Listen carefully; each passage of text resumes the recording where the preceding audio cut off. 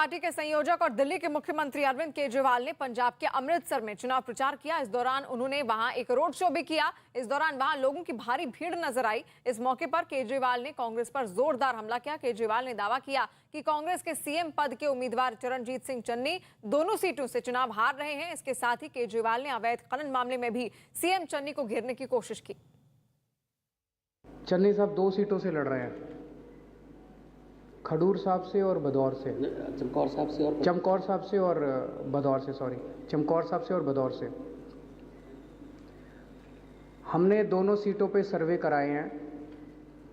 एक बार कराया, नतीजे बड़े शॉकिंग आए। फिर दोबारा कराया, फिर तिबारा कराया, 3 बार सर्वे कराए।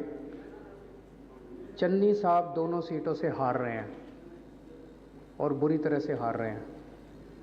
खडूर साहब में, सॉरी, चमकौर साहब में आम आदमी पार्टी 52% पे है, चन्नी साहब 35% पे हैं। तो वो सीएम चेहरा तो हैं लेकिन सीएम नहीं बनेंगे। जब एमएलए ही नहीं बनेंगे तो सीएम कैसे बनेंगे? जो कांग्रेस है, मतलब एक लगता है कि उन्होंने पार्टी जी एक सर्कस बन गई है।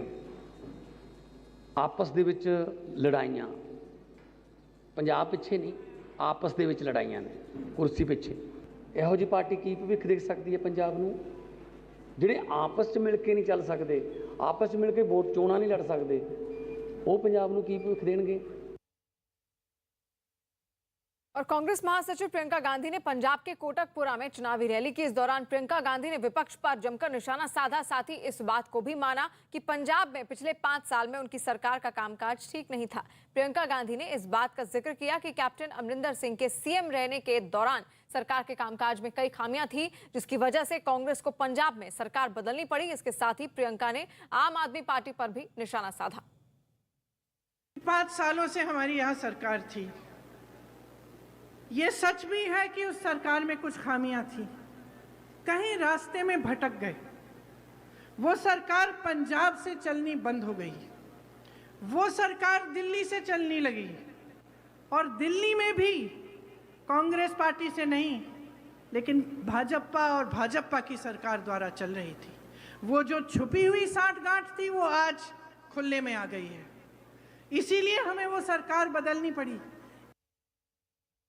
दिल्ली की असलियत भी अलग नहीं है। जो आम आदमी पार्टी है वो उभरी कहाँ से है? वो उभरी ही आरएसएस से है। आम आदमी पार्टी के नेता खुद कहते हैं कि हम भाजपा से बड़े भाजपा हैं।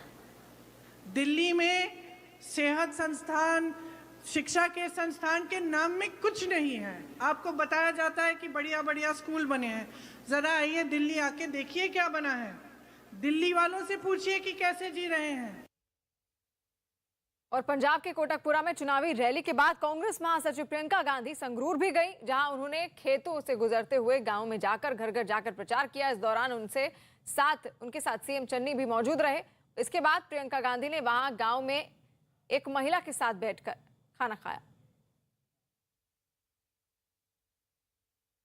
और पंजाब के मुख्यमंत्री चरणजीत सिंह चन्नी को अवैध खनन मामले में रोपड़ जिला प्रशासन की तरफ से क्लीन चिट मिलने के मामले में सियासत अब तेज हो गई है। आम आदमी पार्टी के नेता राघव चड्ढा ने चन्नी पर अवैध खनन के कारोबार से जुड़े होने का आरोप लगाते हुए राज्यपाल से शिकायत की थी, जिसके बाद हुई जांच में रोपड़ प्रशासन ने सीएम चन्नी को क्लीन चिट दे दी। इस मामले में जहां सीएम चन्नी ने आम आदमी पार्टी को घेरने की कोशिश की, तो वहीं आम आदमी पार्टी के साथ अकाली दल ने भी चन्नी के साथ कांग्रेस को घेर लिया।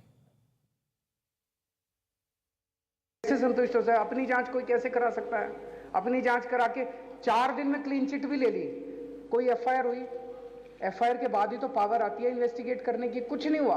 अच्छा, दूसरी चीज, हमें पता चला है ईडी के अंदर उनके भांजे ने चन्नी के ये कबूल कर लिया कि ये पैसा चन्नी जी का है, ट्रांसफर पोस्टिंग का ये सारा पैसा उनका है। मैं ये जानना चाहता हूं, ईडी में अगर कोई इस तरह से कबूल कर ले और किसी का नाम ले तो उसकी तो तुरंत गिरफ्तारी होती है। ईडी चन्नी साहब को गिरफ्तार क्यों नहीं कर रहा? हिसाब से तो उनकी गिरफ्तारी होनी चाहिए थी। उनसे गिरफ्तार करके उनसे क्वेश्चनिंग, इन्वेस्टिगेशन होनी चाहिए थी।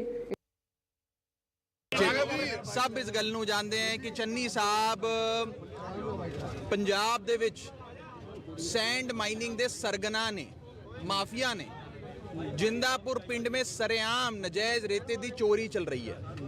ਆਮ ਆਦਮੀ ਪਾਰਟੀ ਨੇ ਸਭ ਤੋਂ ਪਹਿਲਾਂ ਉਸ ਚੋਰੀ ਨੂੰ ਐਕਸਪੋਜ਼ ਕੀਤਾ ਸੀ, ਤੁਹਾਡੇ ਕੈਮਰੇ ਤੇ ਐਕਸਪੋਜ਼ ਕੀਤਾ ਸੀ ਤੇ ਅੱਜ ਉਹ ਚੰਨੀ ਸਾਹਿਬ ਦੀ ਐਡਮਿਨਿਸਟ੍ਰੇਸ਼ਨ, ਚੰਨੀ ਸਾਹਿਬ ਆਪ अपने आप को क्लीन चिट दे के कह रहे हैं जी मैं तो माइनिंग नहीं करता। मैं पूछना चाहना चन्नी साहब नूं, चन्नी साहब वो 10 करोड़ रुपए नकद कैश जो थोड़े भतीजे के घर मिले वो की सी? राघव जी वो किस दे सी? वो माइनिंग दे नहीं सी और ट्रांसफर पोस्टिंग दे नहीं सी।